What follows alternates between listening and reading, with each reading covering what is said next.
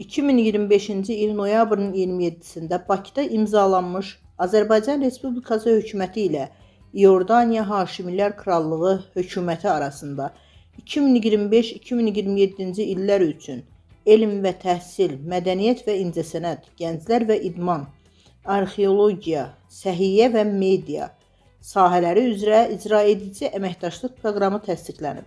News 24 AS xəbər verir ki, Prezident İlham Əliyev bununla bağlı fərman imzalayıb.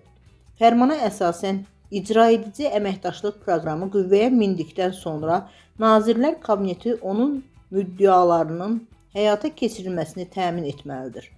Xarici İşlər Nazirliyi isə proqramın qüvvəyə minməsi üçün zəruri olan dövlətdaxili prosedurların yerinə yetirildiyi barədə İordaniya Haşimilər Krallığı hökumətinə bildiriş göndərməlidir.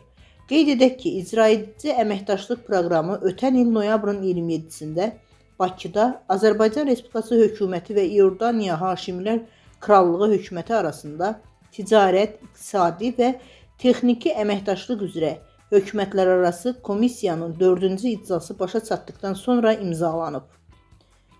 Bu sənəd Azərbaycan ilə İordaniya arasında elm, təhsil, mədəniyyət, arxeologiya, idman, səhiyyə və media sahələrində əməkdaşlığın daha da inkişaf etdirilməsinə imkan yaradacaq.